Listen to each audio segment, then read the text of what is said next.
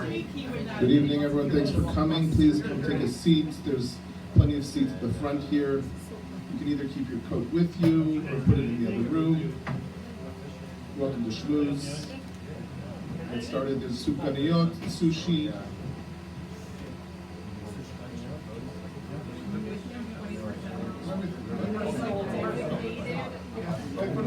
I've got a retainer.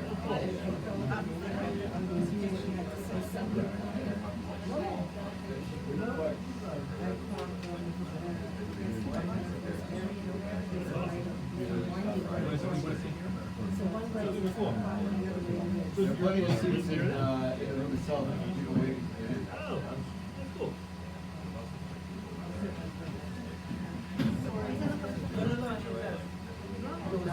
Just careful, Jack, not to knock that over. Maybe take that.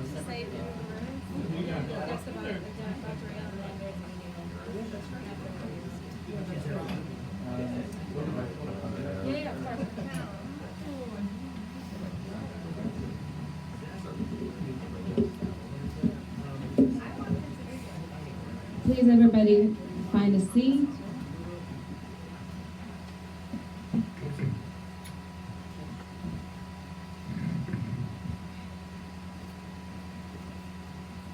Thank you all for coming to honor the memory of my dear cousin, Sergeant in Milui Uriel Cohen, Hashem Yikam Damo, and to show respect to the many brave soldiers who have fallen for Am Yisrael. Today is Uriel's Hebrew birthday, which makes this gathering even more meaningful.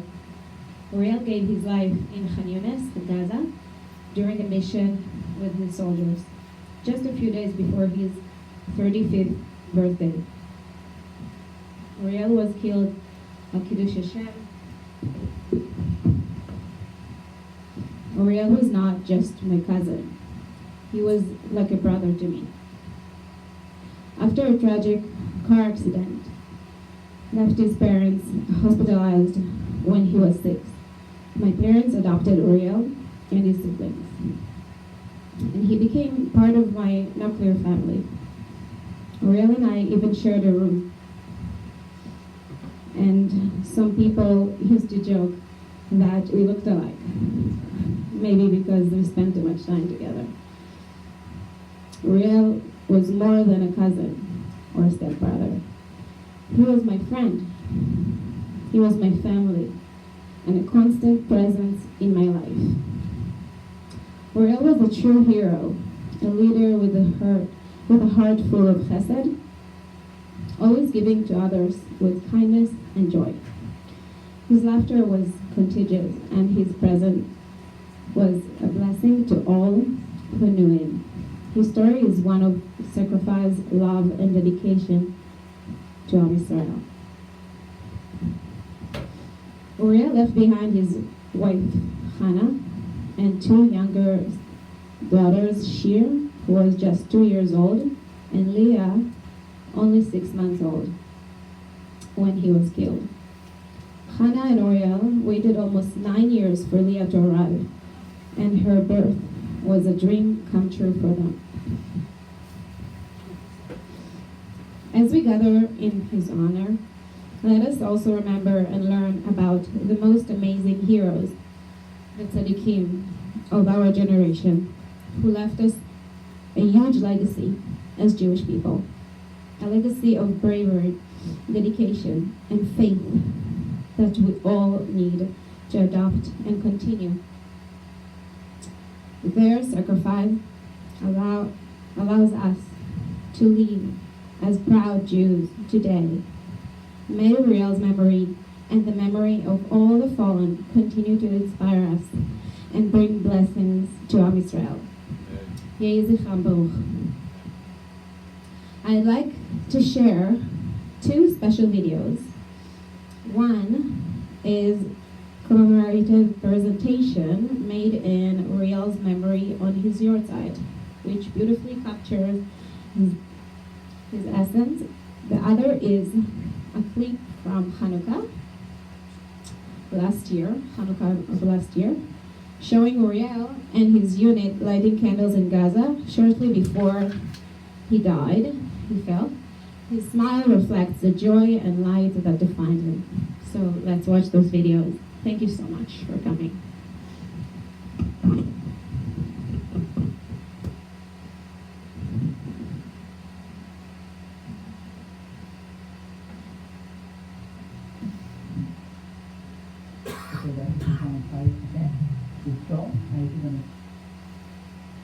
הכרנו באוניברסיטת אריאל בשומרון, למדנו כלכלה במינהל עסקים, הוא היה חבר עם עופר שלי. Someone is at the ring front gate.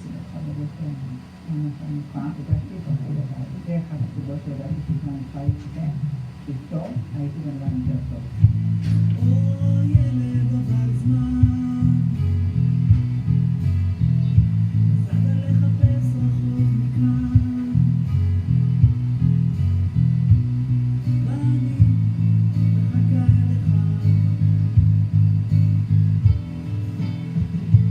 כל מטוס שטס בשמיים, כל כוכבים בעיניים,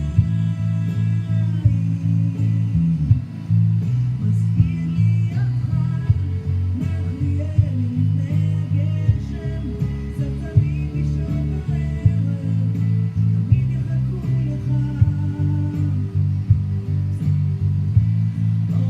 ילד כששקט, אני יושבת בקמפסת. אני חושב שאחד הדברים שתמיד כינו את אוריאל, זה לא משנה לאיפה הוא היה מגיע. תמיד כולם לא אהבו אותו, כולם רצו להיות בחברות. אוריאל תמיד איכשהו היה מספר את הסיפורים הכי מצחיקים, וכולם היו סביבו בשביל להקשיב לו. הייתה לו דאגה קטנה לכולם, היה לו חוש כזה משותף, לדאוג שכולם יהיה להם בסדר. הוא היה הרבה יותר מגיש, היה רק מוח, הוא היה בן אדם של דוגמה אישית, בן אדם ללמוד. אוריאל זה פשוט לתת מכל הלב, לעשות עם האחרים, ברגע שהוא מזהה שמישהו צריך משהו ויכול לעזור, ויש שם יעשה הכל עם חיוך, תחושה שברור ולא הכי מובן מאליו שהוא יעשה. אוריאל היה גאון עולם. אני ממש זוכרת שכאילו כולם רצו רק יותר כדור להעתיק ממנו, והיינו רבים לי איתו בכיתה במבחנים, והייתי אומרת להם תקשיבו טוב הוא בעלי, זוזו מפה, אני יושבת ליד אוריאל. אתה זוכר כשהיינו קטנים, היינו מסתתרים מאחורי לחצים. סלי עגבניות, ברוח של אוקטובר, שורקת באוויר. שדה הקר יהפוך לשיבולת, ותראה שנחזור ונגדל ונלדים. שדה הקר יהפוך לשיבולת, אנשים יפים ימשיכו לרקוד על השבילים, יכתבו כאן עוד שירים אלפי אחד מהקורס של נדיב היא בחורה כמו צבעונית, מנקטית, משוררת חפצת, מרוקאית כזה. יוריאל כהן, הוא היה אובייס, מה שאני חושב עליהם כזוג, אני מדמיין אותו דרכם כמו אובייס, ועל סמוך על החברים הגבר. גידלתי כבר זקן על הצעקות,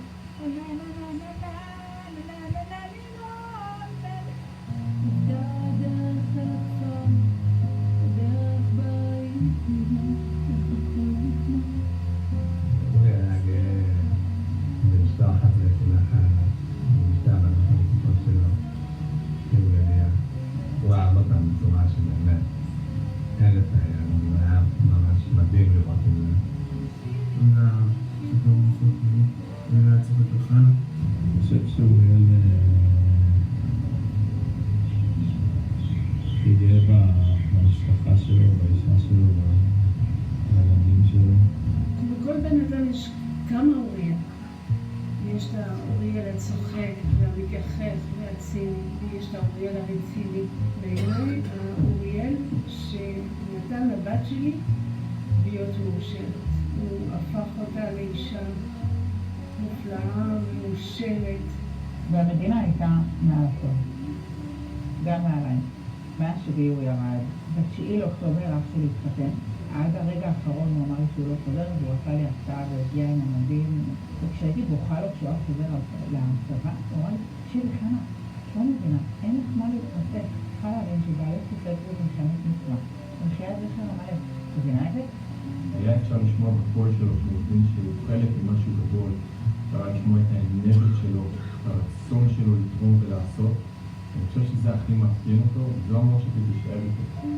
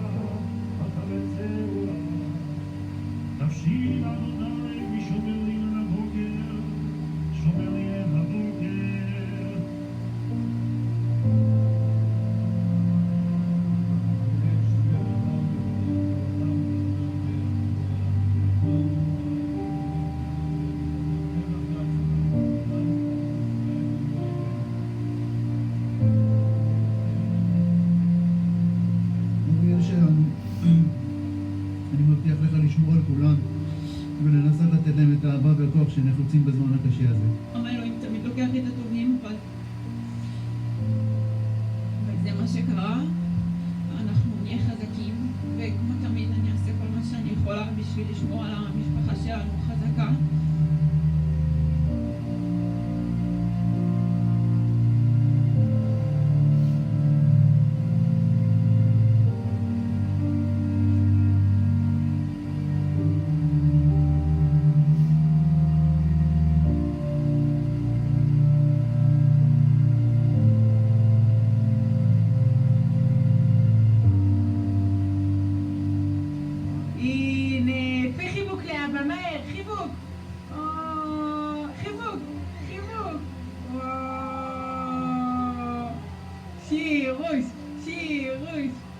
נכון, אנחנו לא נותנים לאבא לחזור? הוא היה אבא, וואו, איזה אבא הוא היה. זוכרת דברים שאמרת, כמו ים שזוכר את החור, גלים את הרוח, כמו שהלב יגלה מחור. הלילה מאיר את הבוקר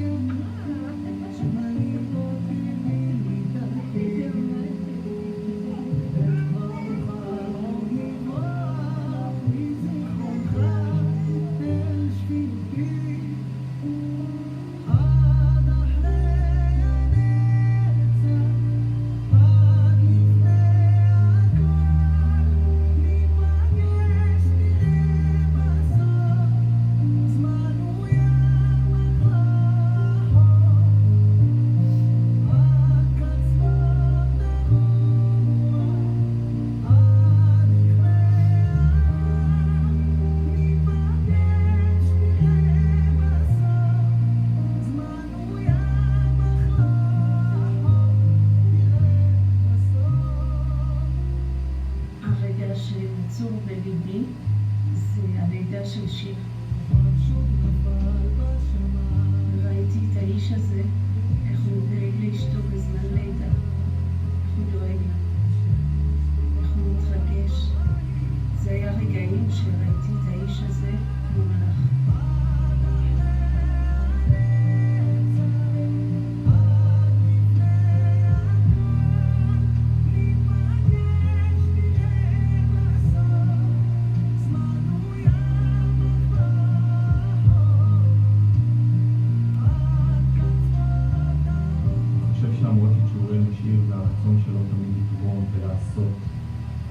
שיש מישהו, כמו הרבה גיבורים אחרים במדינה, שפשוט עצרו את החיים שלהם, ירדו דרומה, נלחמו, פשוט באו לעזרת עם ישראל. ממש אחר שתי בנות מהממות שהן דומות לו בטירוף.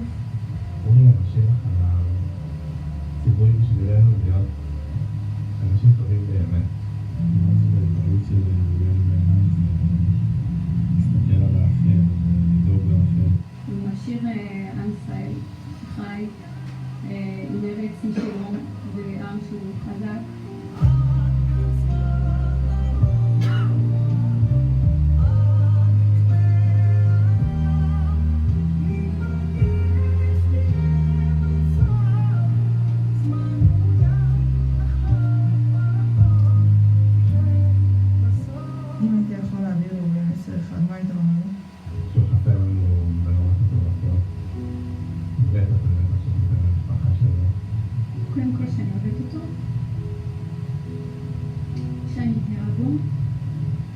אחד שמתגעגע, והשני שאנחנו ממשיכים את המילות שלו, ונעשו מה להגיד.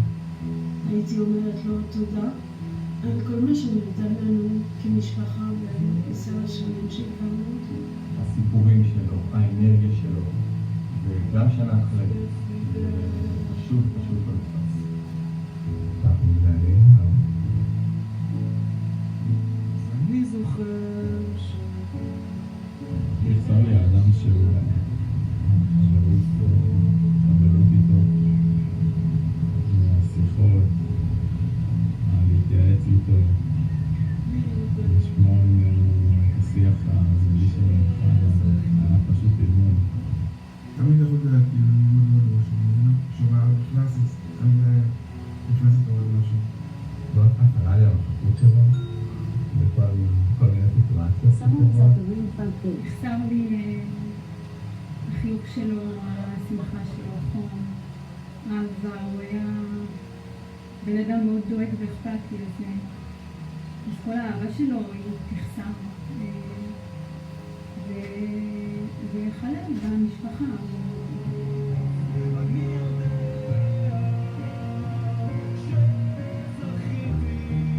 כוח הידועה, אוריאל נותן במיוחד, הוא באמת באוריאל, שכאילו הוא ישר בעמר וחני עונד בחושך, והכי גאווה שיש בו, ועם זה אני שלמה.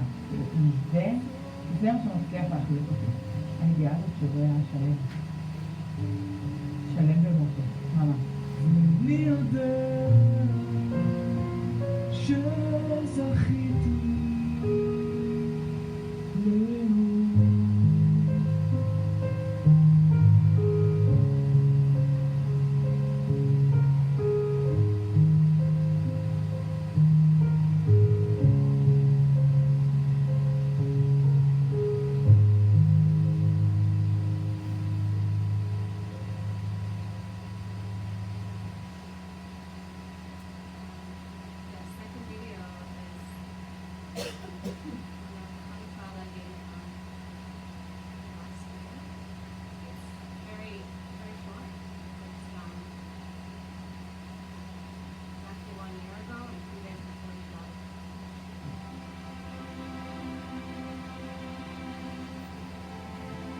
ברוך אתה השם אלוקינו מלך העולם, אשר קידשנו מצוותיו וציוונו להדליק נר חנוכה. ברוך אתה השם אלוקינו מלך העולם, שהחיינו וקיימנו והגיענו לזמן הזה.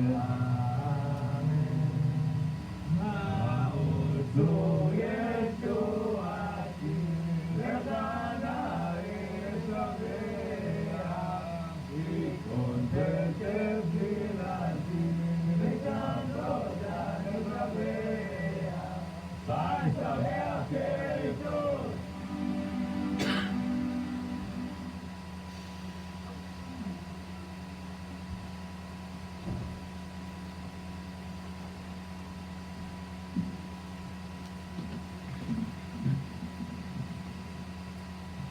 It's my honor to introduce Rabbi Cohen, the assistant rabbi of Lower Marion Synagogue.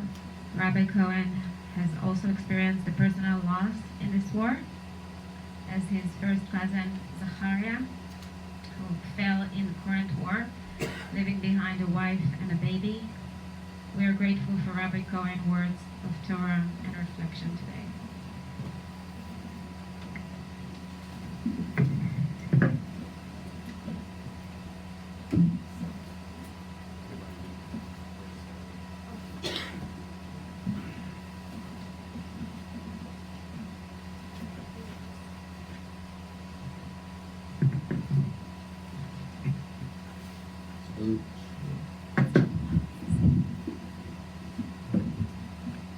Hi everybody. Can you hear me okay? Okay. Thank you all. First of all, thank you to the Moreskis for putting this together and inviting me to share a few words. It's really a chesed to all of us that, I know the Moreskis invited us to come here, but it's really a chesed to all of us that they put this together, because it's a privilege for all of us to be able to learn about Uriel and who he was, and really to shed a light on what an incredible human being we have the privilege to learn about this evening. Today is what would have been Uriel's 35th birthday, and his first yahrzeit was just a few weeks ago. And so when Margalit asked if we could do a little bit of learning together as a group, don't worry, by the way, this is not a big shear, it'll be relatively quick and painless, I promise. But there was one thing that, and hearing the little bit that I did about Uriel from Margalit and from various news sources online, there was really one piece of Torah that really stood out to me, and I want to share it with you. I want to learn it together, because I think that it can shed light on, first of all, on Uriel on this important day, but I think it also has something to teach all of us walking away this evening about what we can do to be more like him. And let's just jump right in. At the beginning of our parsha, which is Parshat Vayigash, Yosef and his brothers have a reunion, and this is a very exciting event.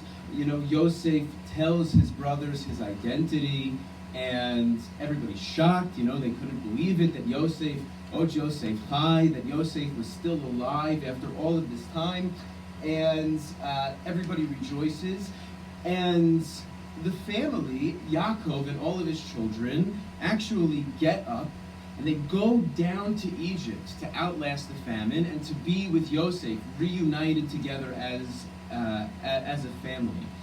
And that's really the backstory here, and it's in the Psukim in the first source if you want to look at it, that essentially, Vayakam Yaakov Be'er Sheva, Vayis'u b'nei Yisrael et Yaakov aviyim et hapam ve'et nishehem va'agalot asher shalach paro l'aseit oto. They all got up and they went. They went to Egypt to be together with Yosef so the whole family could be reunited. But on the way down to Egypt, Yaakov actually does something very strange. On the way down to Egypt, we usually gloss over this pasuk, but look at what it says in pasuk Chavchet. Ve'et Yehuda shalach lefanav el Yosef, lohorot lefanav Goshena, vayavohu arza Goshen. That Yaakov sends Yehuda ahead, right? We think they go back, they tell Yaakov, okay, Yosef's alive, let's get the whole family down to Egypt. And they all go. They don't all go as one. Yaakov actually sends Yehuda ahead of him in order to, the Torah tells us, Lahorot lefan of Goshena, vayavohu arza Goshen, in order to essentially point the way to Goshen. That's very strange. It's very strange. Think about it. The family is going. They're on their way. They're headed down to Egypt. And Yaakov sends Yehuda ahead. Why?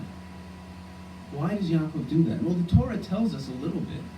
The Torah says, Lahorot lefan of Goshen, in order to point the way to Goshen.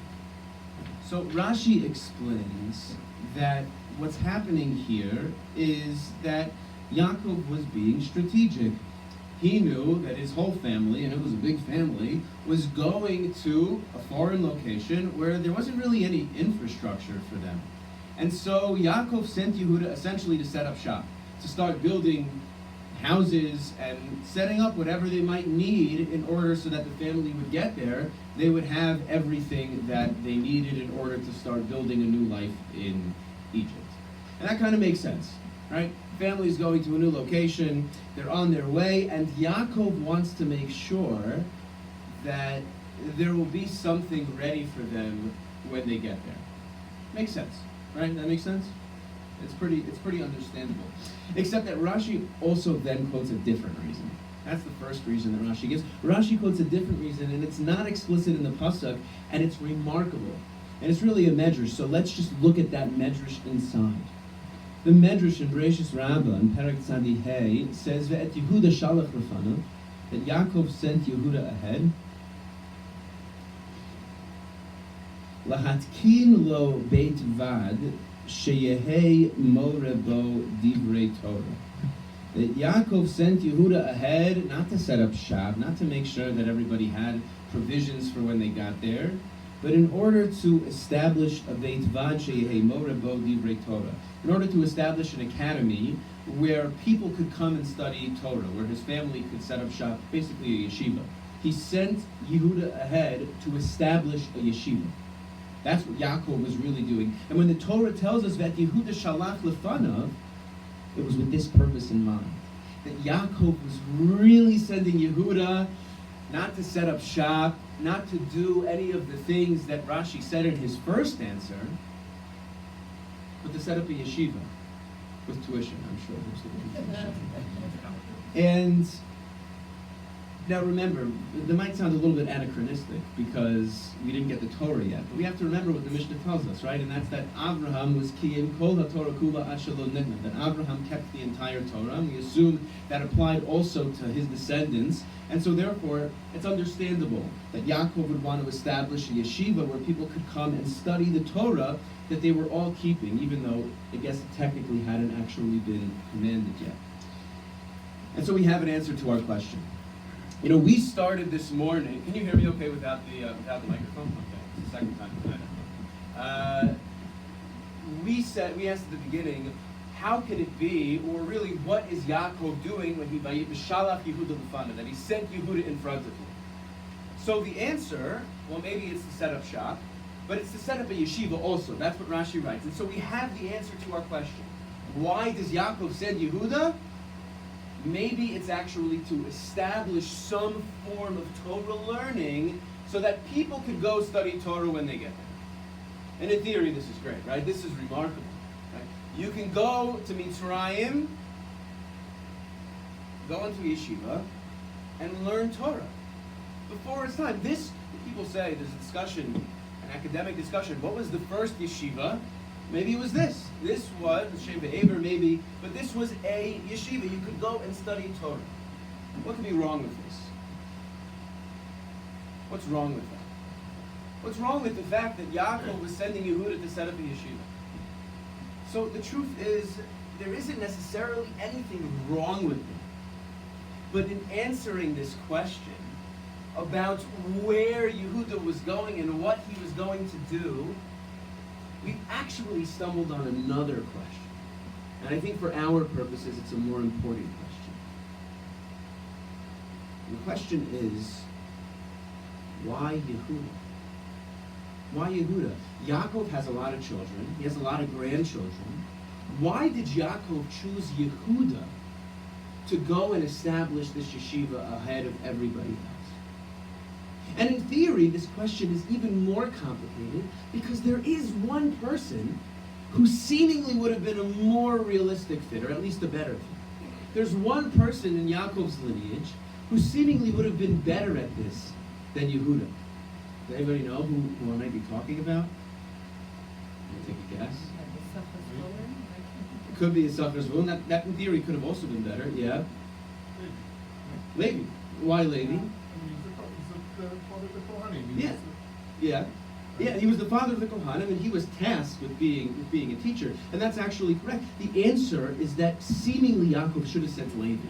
It's not Yehuda. Yehuda's great, we love Yehuda, but seemingly Levi would have been a better fit.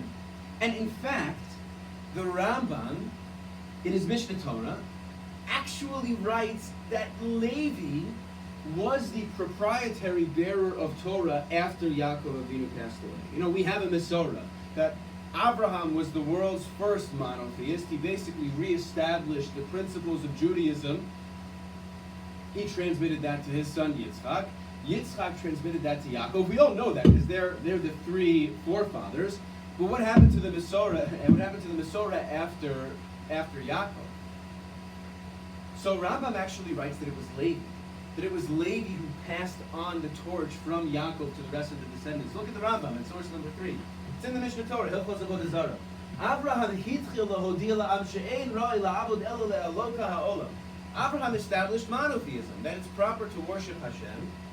V'hodia li'Yitzchak b'no, and he gave that Mesorah, those teachings, to Yitzchak his son. The Yitzchak hodia li'Yaakov, and Yitzchak gave those teachings to Yaakov.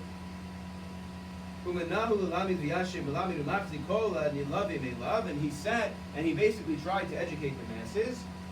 Yaakov Avinu limid banav kulam. Yaakov Avinu taught all of his children, but the Hivdil Levi uminahu rosh v'hoshivo b'yeshiva l'lamei derech Hashem v'lishmor mitzvat Abraham. That Yaakov, although he taught everybody in his family, basically established Levi as the proprietary bearer of the Jewish tradition going forward. And not only was Levi the one who was tasked with transmitting the Mesorah, but Menahu Rosh, the Hoshiva b'Yeshiva, the very yeshiva that Rashi writes, that the Midrash writes, that Yitzchak, that Yaakov had sent Yehuda to set up. Who was the Rosh Yeshiva? It wasn't even Yehuda. It was Levi. It's in the Rambam. He set Levi up as the Rosh Yeshiva to be the bearer of the teacher of the Torah. So now we have to return to our question. Right? Look, we all saw the Midrash, Ve'et Pasuk, Ve'et Yehuda Shalach Lefanav. Why is it that Yaakov sends Yehuda? Seemingly he should have sent Levi. And in fact, Levi is the guy who ends up being the Rosh Yeshiva of the yeshiva that Yehuda actually establishes. So why does Yaakov send Yehuda? There's a powerful teaching of Rav Moshe Tzvi Neria. Rav Neria was a student of Rav Kook, of Abraham Yitzchak Kohen Kook. His granddaughter actually lives in Lower Merion and goes to our shul. He was a Rosh Yeshiva and the big Talmid Chacham. He was a member of Knesset in the 70s, actually. And, you know, as somebody who was so instrumental and important to the development of Medinat Yisrael, he's an appropriate person to learn from as we commemorate Uriel's yahrzeit and his birthday, somebody who obviously also gave a lot to the Jewish people. And the thoughts of Rav Neria were actually published under the title Ner LaMa'or, which is sort of a commentary on the Torah, but it's not a classic commentary. It's basically essays on various psukim. And in his commentary on the Torah, Rav Neria answers this question in a beautiful way. The question of why Yaakov sent Yehuda instead of Levi. Seemingly, he really should have sent Levi. And look at what he writes, and he makes it all make sense. He says, first before we actually read what he says, there's a pasuk that we have to know, okay?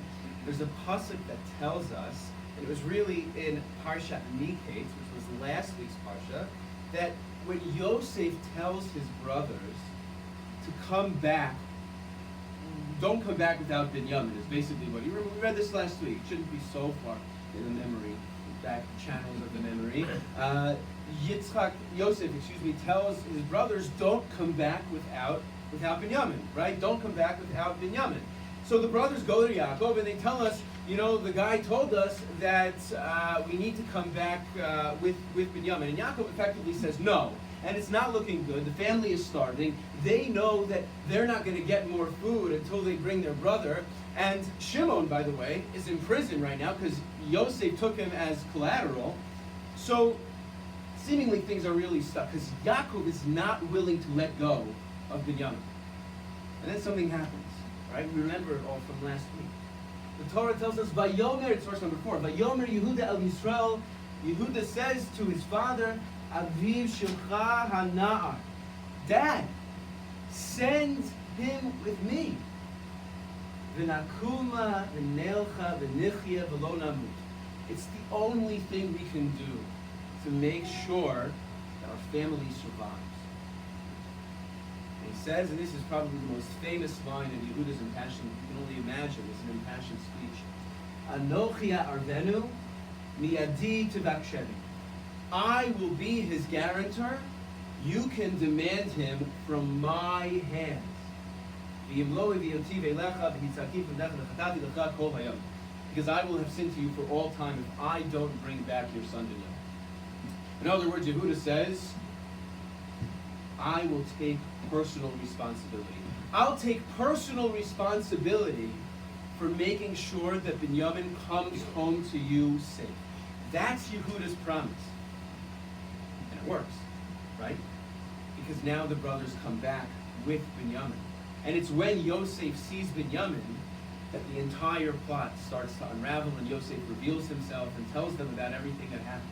But Yehuda's promise works. Now let's enter the words of Rav Moshe Tzvi Neria. Rav Neria writes that Yehuda was the first guarantor in Jewish history. Yehuda was the first person to stand up and take responsibility for another human being. He writes, Ha'arev harishon l'klal Yisrael, Haya Yehuda. That was Yehuda. He was the first guarantor. She'arev l'hashavat Binyamin, because he promised Binyamin's safe return. Anochi arvenu miyadi tevaksheni. Yaakov Avinu, he writes, our forefather Yaakov, Ratzah shehayeshiva shetukam b'Mitzrayim tihiyeh chadura b'hakara sha'arus hadadis. When Yaakov Avinu went to establish his yeshiva, he wanted to make sure that the walls were permeated with a sense of arvus, with a sense of effectively guarantorship, of collective responsibility, of people taking responsibility for one another. Shekol Yisrael arevim zeh bazeh. Our sages teach. All of Israel is responsible for one another. Lachein shalach et Yehuda, because therefore he sent Yehuda. Why? Kedei sheyeh hayesod shel hayeshiva b'chinucha novea mitoch hargasha shel achrayut v'arvut l'klal Yisrael. He wanted to make sure that the yeshiva's founding, that its very inception, was awash with a sense of personal responsibility.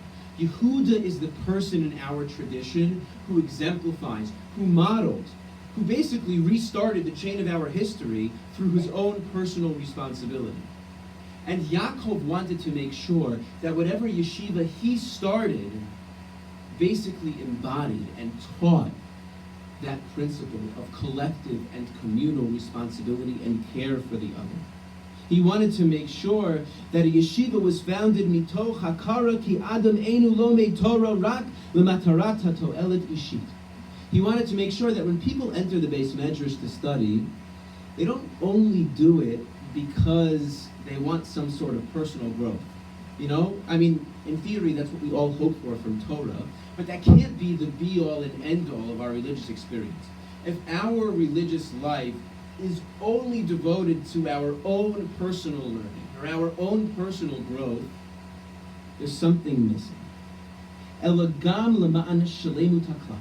He wanted to make sure that his yeshiva was dedicated to the betterment of the other. L'ma'an iloi ha'oma kula, b'shem kol Yisrael. That everybody who studied there was dedicated not only to their own spiritual growth, but to the people around them.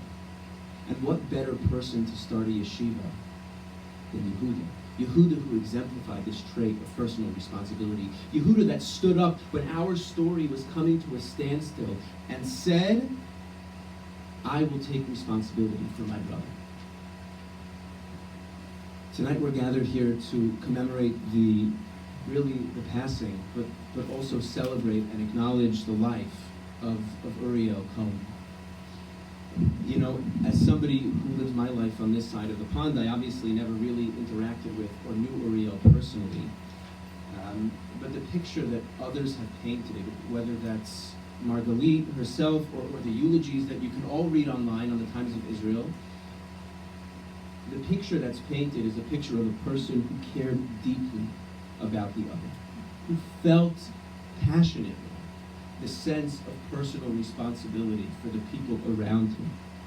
Uriel was somebody who wanted to make sure that people had what they needed, who embodied our deepest values of chesed and of arvus, of caring for the other, and who saw the well-being of not just himself and not even just his family, but also each and every one of you, each and every one of us, as his own personal responsibility. And I just want to quote from you something remarkable, which is that in an interview, the Times of Israel did an interview after Uriel passed away, and they interviewed members of his family.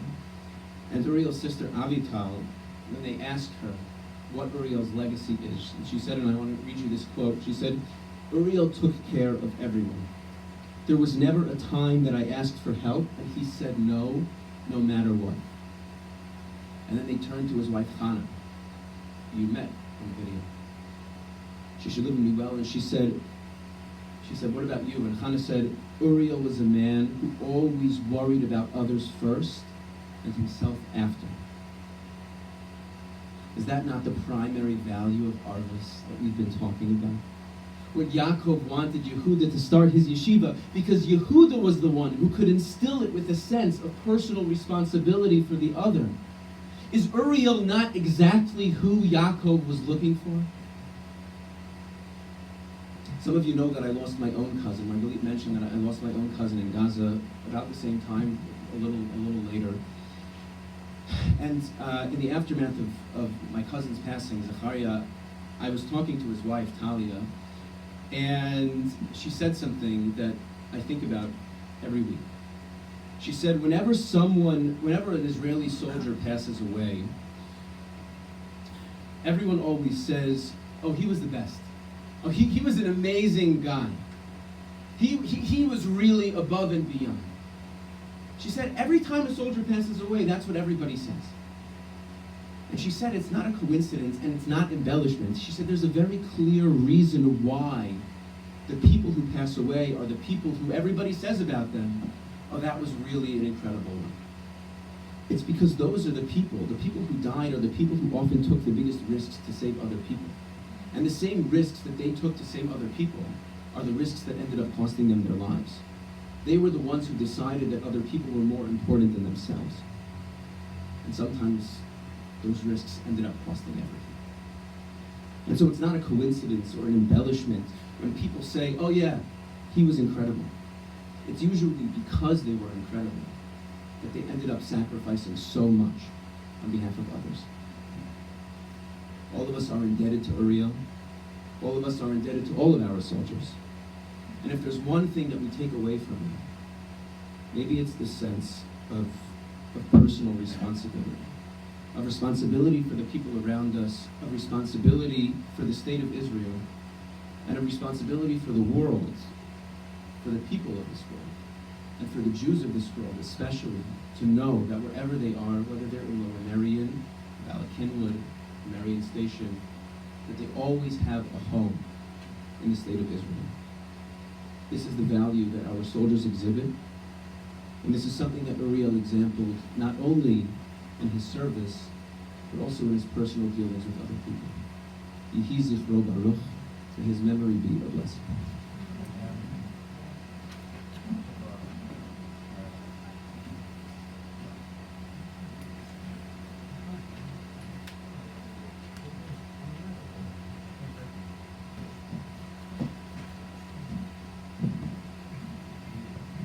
Thank you so much, Rabbi, for those inspiring words.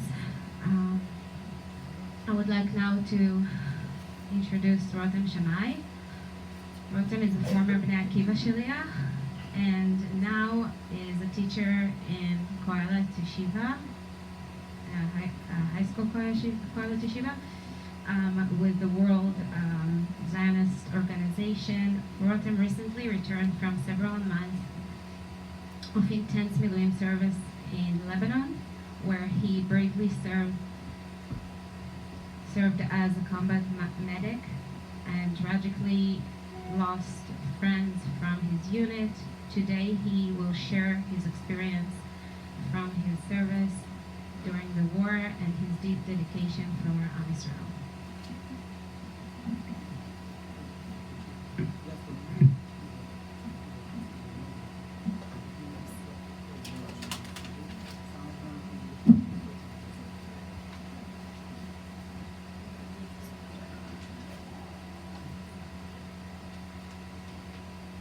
Hi everyone. Thank you, Margaret, to invite me. Actually, in the last few weeks after I came, I started to collect a lot of things that we take picture of and my friend. And I started to make a presentation because I want to show, and then Margaret asked me if I could come. I told her yes. I just need to check if you are here and no problem. And then I started to make another presentation because it's not the same. So I'm not gonna tell you right now my story. I call this presentation Reserve as a Chesed or Miluim as a Chesed. And just to talk about my point of view after I talked to Margarit and I talked about Uriel, and I want to touch the Chesed point in the Miluim.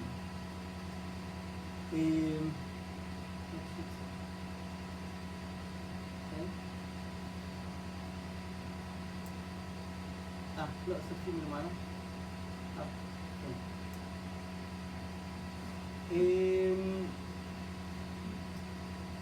I served almost 20 years in the reserve, in the Miluim. It's not the army. I used to be a soldier. The army and the reserve is two different things. When you get to 18, 19, 20 in Israel, you need to go to the army and you serve for 3 years.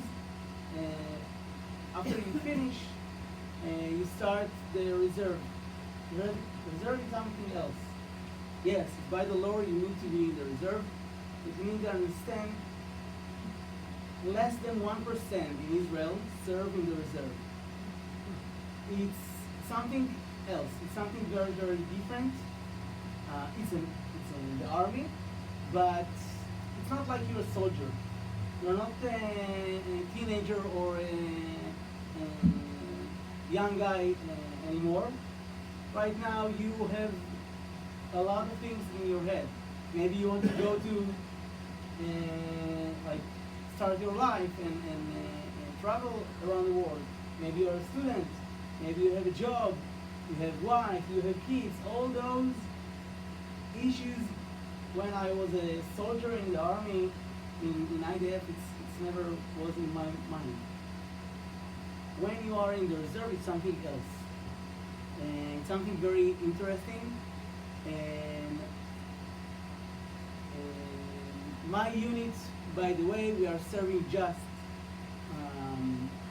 in the north. We belong to the north, and this is what we are doing. And I just going to touch a few things that we did, and also some points that I want to talk about when we think about Chesed. So when we talk about Chesed, yes, one of the phrases that very kept our mind is Olam Chesed Yibaneh. We are all, sorry if there is Laura is here, we are all thinking about chesed, not justice. Justice is almost the basic level.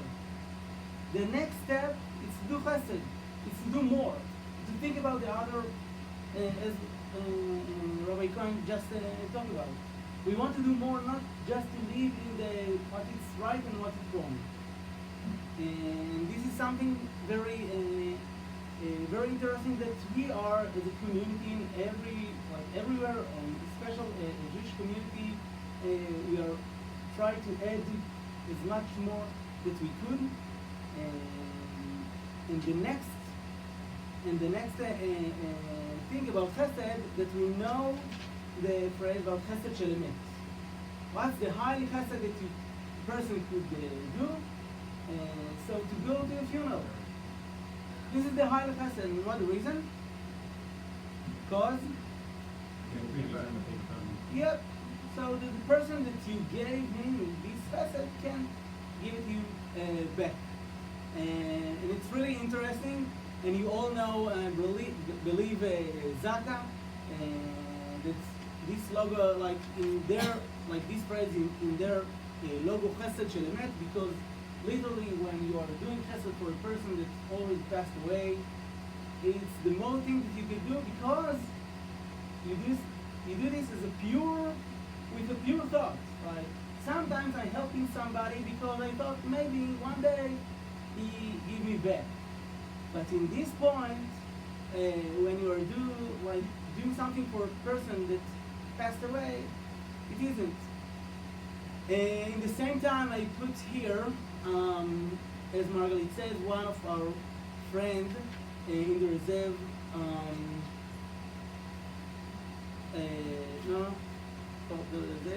This is a person that passed away during the time that we are reserved. He became suicide. We don't know why. It was unbelievable. Like in the last 2 months, I was twice in the same cemetery, 2 different funerals from our brigade, and it was really amazing, because we, as a unit, to take care about the Shiva, because one of us was there and organized as a logistic helping in the Shiva during the time that we are in Lebanon. So think about, and all the time, this is some of the things that we used to say to the family: you became part of us. Like we all the time acting like a big family, but sometimes when those things happen, you became part of us, part of the brigade family, and we're gonna take care of you. And of course, not just in Shiva, just the beginning. And I thought about, it was amazing when I went to visit there, and I saw my friends there, and I asked them to say, yes, one of us here every day, all the day, and somebody replaced us because we take about this. I'm not gonna tell more about this, but it's a very he is a very unique and interesting person. Even that he saw him right now in his Brit, in his son Brit, he's not a Jew. But this is a different story. Okay. So I thought about the word miluim and reserve. Reserve, we use in Israel the word reserve. If I have extra boxes of something, I have actually reserva. I have reserve of this. But miluim is something else. Miluim and reserve, it's not the same word. Okay? Again, the next one. The word, almost the first time that we heard about the word miluim came from Kohen Gadol. Came from the choshen that Kohen Gadol had. Avnei miluim. It's really interesting. Like it's talking about the diamonds itself on the Choshen, but it's talking about like how the diamonds feel the Choshen. So they are memal'im, they feel the Choshen on the Kohen Gadol. And the next one, it's interesting because there is several times the word milu'im in the Torah, most of them or a lot of them connected to the Kohanim and their work. The first source is from Micha, when he built for himself like a temple, and he take a person and when he made him a Kohen, וימלא יד אחד מבניו, he made him a Kohen. So the literally like the הכשרה, how he teach him how to do, וימלא יד אחד מבניו. The word וימלא, למלא, to fill his hand. Okay, and we saw it again when we talk about the Mishkan, right before חנוכת המשכן, ועשית לאהרון ובניו ככה ככל אשר ציוויתי אותך, like all this, this is what you need to do, and you fill their hands. So it's really interesting. Milu'im, for me, the sort is maleh, full. And I thought about it when in the last time, because sometimes I send some messages to my students, and I talk about the word milu'im, that's like it's feel us, the milu'im. It's something that make us more completely, more shlemim. Like we are connected and we feel one each other and we feel the nation.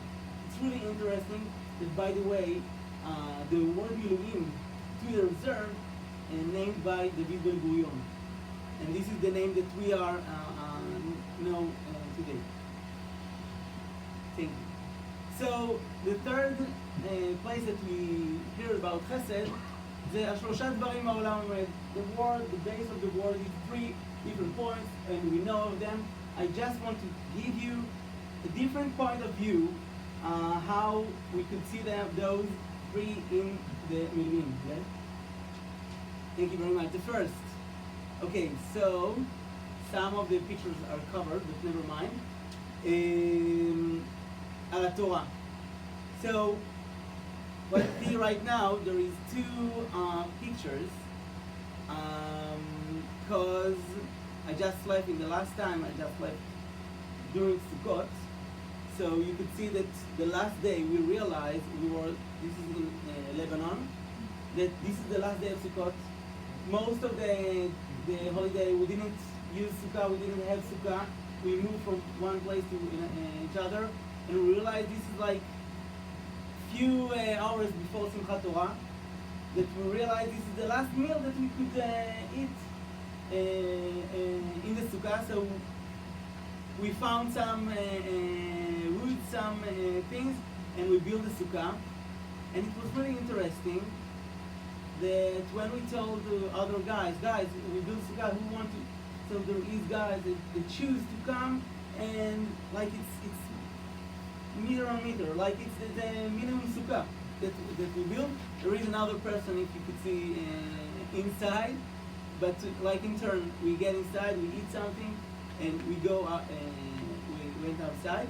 And yes, when we have free time, or when it's not about free time, when we have free mind, okay, because sometimes you're very busy in your mind and it's really hard. We found some time and we carried Chumash or Gemara to learn together. It's literally strength up, and this person, you can't call him a religious guy, but he have a religious soul. Like he loved to learn, so he learn with us and study with us when we live. Right now, it's a Dafyum. Next one. I realize this because it's not yet. So this was Ala Torah. Ala Avodah, I choose 2 different ways to represent Ala Avodah. I thought about something, and the first one is the literally like what's the meaning of Ala Avodah? בשלושה דברים העולם עומד. Ala Avodah זה עבודת קורבנות. It means sacrifice or today is the davening. And when I thought about sacrifices, if you visit in Israel in the last year, all those, everywhere, every public area, you see the sacrifice. You see those stickers cover all the walls, all of them different stickers, and like it's amazing because those walls, like it's forbidden to put sticker in them. Okay, like if it was something like somebody want to publish his job, like they took it off. But in the last year, they covered all those stickers are soldiers or people who killed in the last year. And it's all over Israel. I tried to take some pictures, it's in the cemetery. It's not appropriate to put stickers on the shelves like in the cemetery, but they are there and nobody take them out. And so many public places, and it's very interesting. This guy, maybe you remember that him. It's yes, Talia is a nephew. He just like was very known because she had some stickers to provide. So this is first one of Avodah, and the second one. This is my platoon. I'm not sure if you see, but never mind. Like you realize this is my platoon, and look at them. Each of one of them had life, and the meaning. Each of one of them had a job. He left something. There is some student here. There is a person who are almost a doctor, and he's teaching in the Technion in Israel. There is a lawyer here. There is engineers, people who work in the high tech. There is kids, not kids, I call them kids, but they just finished their army and they canceled the big tour in the war because the war. Each of one of them had something and choose to put this something right now away. And I use the word choose because not everybody, like even if it's by the Lord to go to Berlin, not everybody could or not everybody do this. There is some people that couldn't or decide like not to join us. And those are the people who choose that their life in the second place because the life of Am Yisrael and the meaning of Eretz Israel is more important. Literally, I'm not gonna mention every one of them by his name. By the way, this is a very the one who took this picture. Okay, it's a very professional guy. Like you invite some very good professional photographer from the news because one of us is celeb in Israel. He just finished, like there was a show and he went like in the third place and he went to the reserve. And he had a job that he need to leave to like sacrifice not his soul, his life. Next. Thank you. זה התורה לעבודה, and this is Milut Chasadim. So this is our mission in Lebanon. In 3 words, in Hebrew, our commander told us, Tuhar, Tuhar, Ushman. You have 3 different missions. First one, to search terrorists and kill them or catch them. Second one, to search and find ammo, and guns and weapons and etc. And third one, to destroy everything that's connected to those things. And this was the mission for us after 11 months that we wait in a defense on the border, almost not doing like anything. After 11 months, the army we just like around 3 months and a half, something like that, 4 months, and we have the opportunity to cross the border, and trying to push the button doing so to cross the border and start to do what we mentioned, like what we need to do. So this is from the Lebanon side. We just crossed the border here. As you almost can see, this is the name of this kfar. It's not Aital Shaib. It's not Adesa. And it's next to Metula. If you was in the north in Israel, when you say north, all the time there is more north. But when you get to Metula, basically there is no more north. This is the northern point in Israel, and they are neighbors. And this is their view, Metula. Their view, when we sat there, the view is Israel. It's unbelievable that they will sit there, and basically it's not unbelievable. They sit there for 70 years, but in the last 20 years they armed and prepared and became a nest of yahrzeit. Thank you. Like they and their neighbors. By the way, I'm gonna show you in a moment. Like, yeah. So we didn't was there by ourselves. This monster, D9, it's all the time with us there. It's on the front before we get inside. It's open our ways and smash everything that we need to smash and to destroy it after us. So we are not there by ourselves. And this is the point that we was like next to Mizgav Am. The two lights just behind. After we finish it, you know what? Skip the next slide. Okay. Okay, there is no option to show the. יש שם אופציה לזה, לפתוח בפנים? וידאו? כן, יש שם?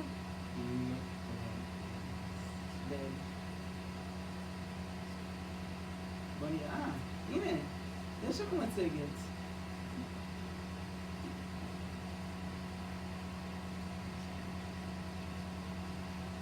בוא נראה.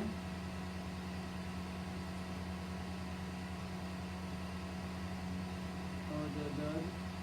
מתמודד, עוד. איי. So, if you come to my next presentation,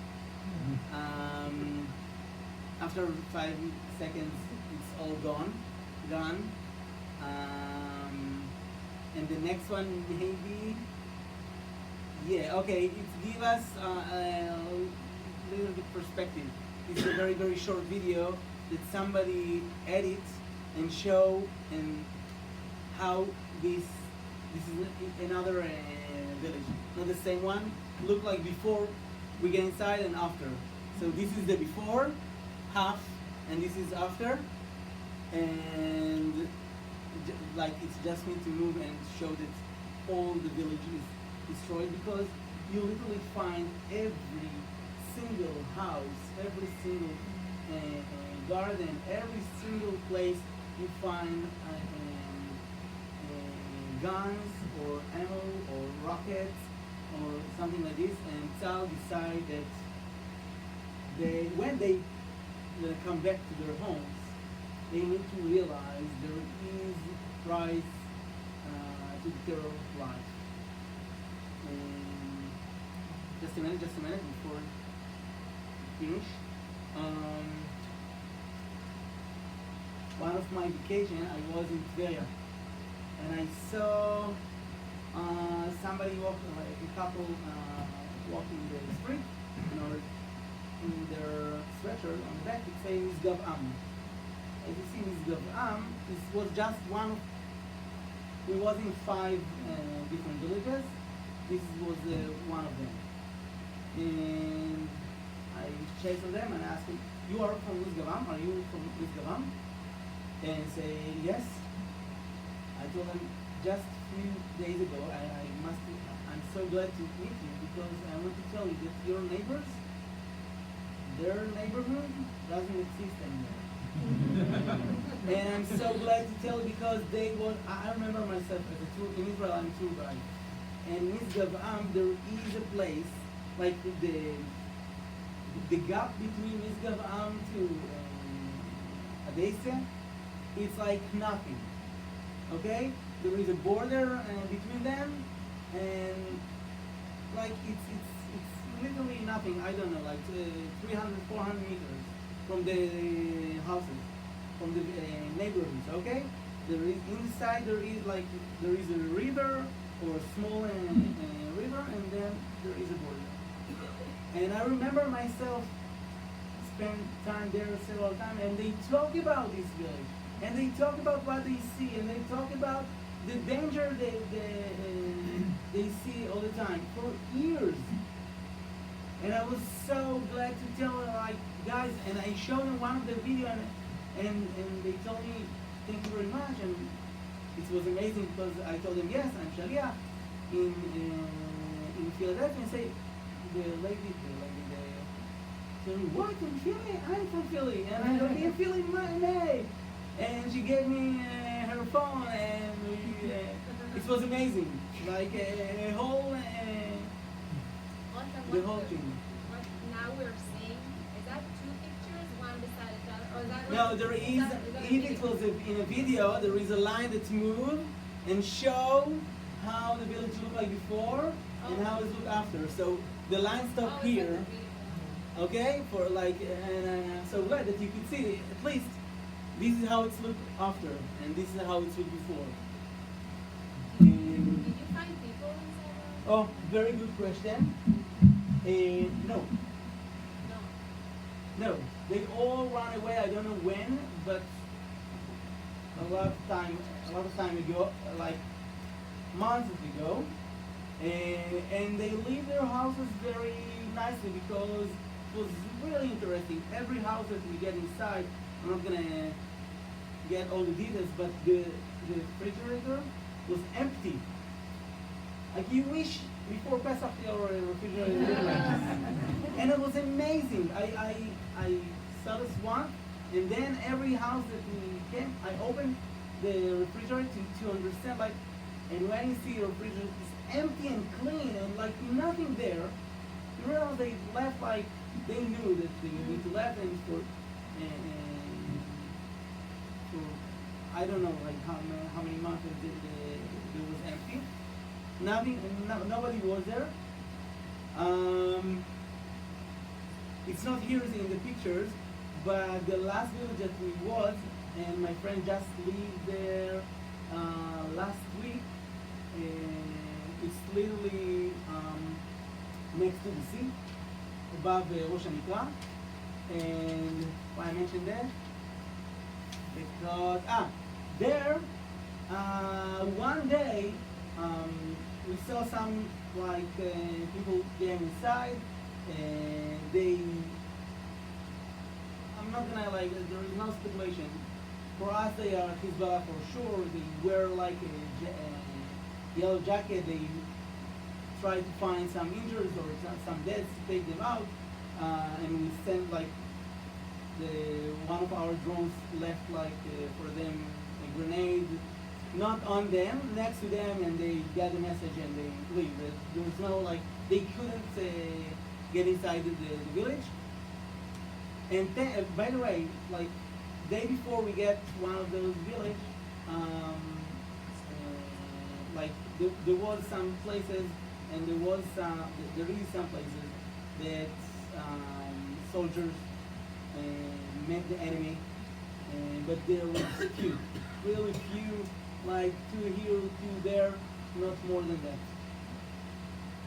And this is almost the last picture that I want to show you. Those 4 guys just killed 2 days before I came back. It was very, very unfortunate, like a sad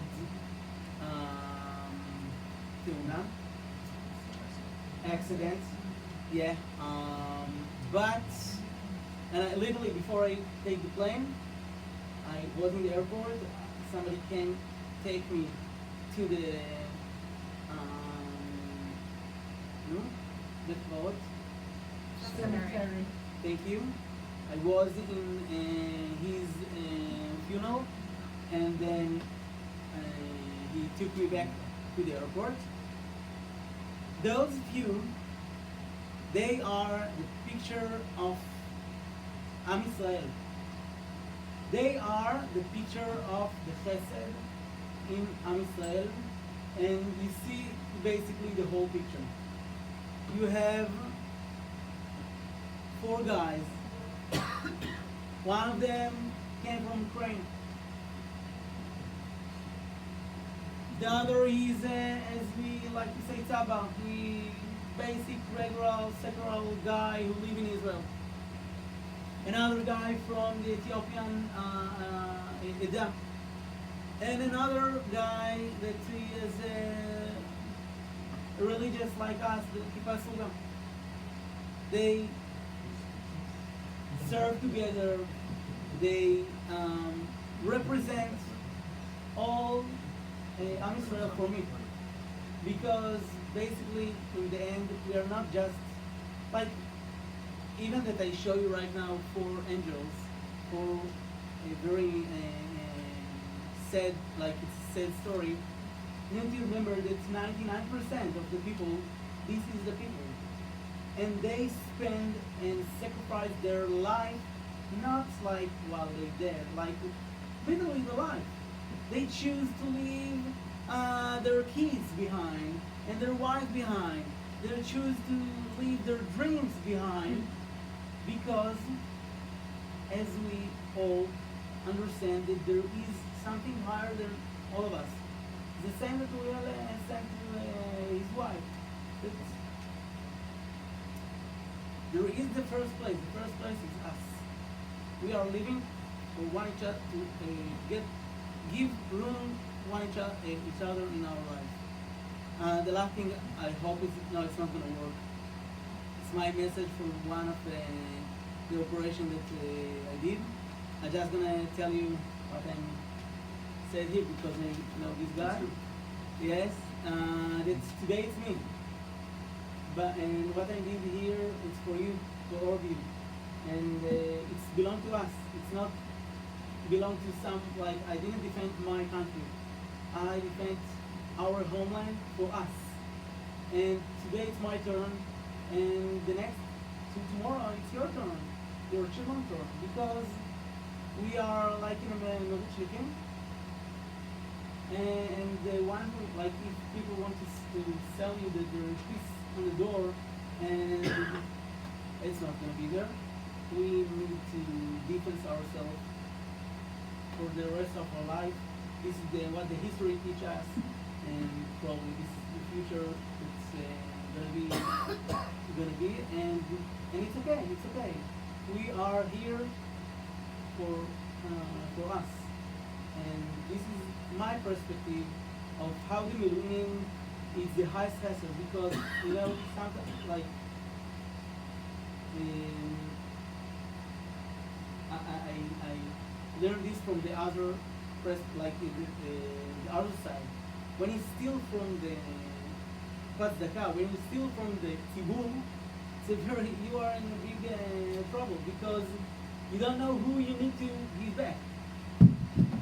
Then when you serve the tzibur, it's a high thing, because no one knows like who you help for.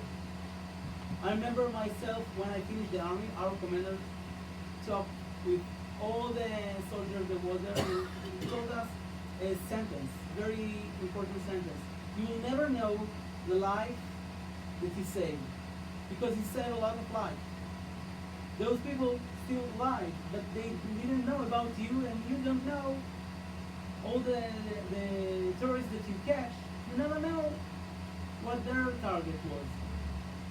So to serve the tzibur, it's the highest chesed that I can imagine.